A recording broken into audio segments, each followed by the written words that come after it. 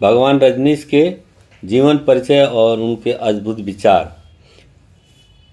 भगवान ओशो रजनीश का जन्म 11 दिसंबर 1931 को कुचवाड़ा गांव, तहसील बरेली, जिला रायसेन, मध्य प्रदेश में हुआ था। उनका जन्म का नाम चंद्रमोहन जैन था।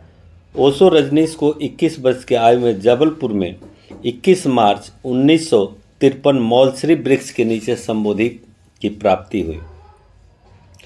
ओशो जब पैदा हुए तो 3 दिनों तक न रोए और न ही हंसे। ओशो के नाना नानी इस बात को लेकर परेशान थे, लेकिन 3 दिन के बाद ओशो हंसे और रोए। नाना नानी ने नवजात अवस्था में ओशो के चेहरे पर अद्भुत आभा मंडल देखा।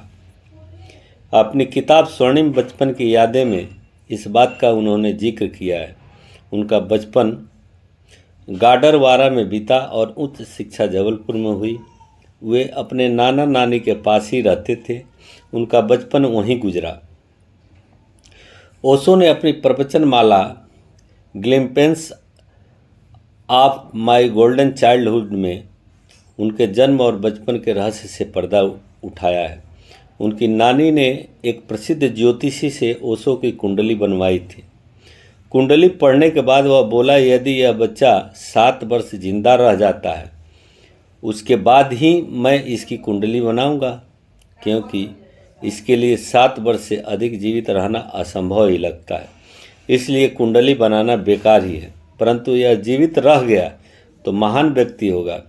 ओशो को 7 वर्ष की उम्र में मृत्यु का एहसास हुआ, परंतु वे बच गए। ओशो रजनीश के गुरु उनके 3 गुरु थे, मग्गा बाबा, पागल बाबा और मस्तो बाबा। इन तीनों ने ही रजनीश को अध्यात्म की ओर मोड़ा, जिसके चलते उन्हें उनके पिछले जन्म की याद भी आई।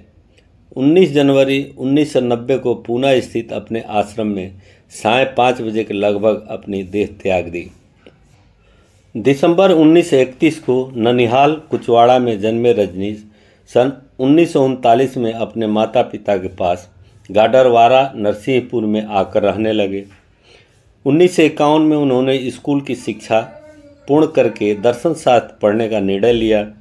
इस सिलसिले में 1957 तक जबलपुर प्रवास पर रहे। इसके बाद आचार्य रजनीश नाम के साथ 1970 तक शिक्षण और भ्रमण की दिशा में संलग्न रहे।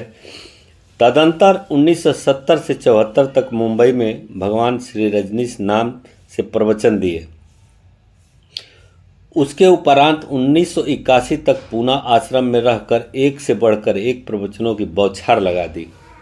1981 में पूना से अमेरिका गए और वहां 1985 तक रहकर पूरी दुनिया को अपनी क्रांतिकारी देशना से हिला कर रख दिया। 1985 में अमेरिका से निकलकर विश्व भ्रमण पर चले गए। 1987 में दोबारा ओशो नाम के साथ पुनः आगमन हुआ और 19 जनवरी 1990 को पुणे स्थित अपने आश्रम में सायंकाल 5 बजे के लगभग अपनी देह त्याग कर इस दुनिया से महाप्रयाण कर गए। उनके अद्भुत विचार इस प्रकार है। वे कहते हैं कि जो कुछ भी महान है उस पर किसी का अधिकार नहीं हो सकता, और यह सबसे मूर्ख बातों में से एक है जो मनुष्य करता है, क्योंकि मनुष्य अधिकार चाहता है। कोई चुनाव मत करिए, जीवन को ऐसे अपनाइए जैसे वो अपनी समग्रता में है।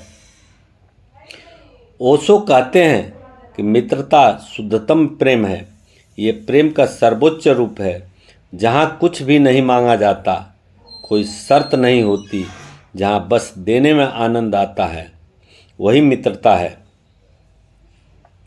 आप जितने लोगों को चाहें उतने लोगों को प्रेम कर सकते हैं। इसका मतलब यह नहीं है कि आप एक दिन दिवालिया हो जाएंगे और कहेंगे कि अब मेरे पास प्रेम नहीं बचा है, क्योंकि ये असीमित है, अनंत है। जहाँ तक प्रेम का सवाल है, आप दिवालिया नहीं हो सकते, ये कभी ख़त्म नहीं हो सकता। किसी से किसी भी तरह की प्रतिस्पर्धा की आवश्यकता नहीं है। आप स्वयं में जैसे हैं एकदम सही हैं, खुद को स्वीकारिए। प्रेम और अहंकार प्रकाश और अंधकार की तरह है। अतीत को जाने दो और भविष्य के बारे में मत सोचो। प्रेम की कोई भाषा नहीं होती, प्रेम का फूल मौन में खिलता है। समाज हमेशा तुम्हें औसत बनाने की कोशिश करेगा। सभी धर्म सत्य की ओर इशारा करते हैं, लेकिन कोई भी धर्म सत्य नहीं है।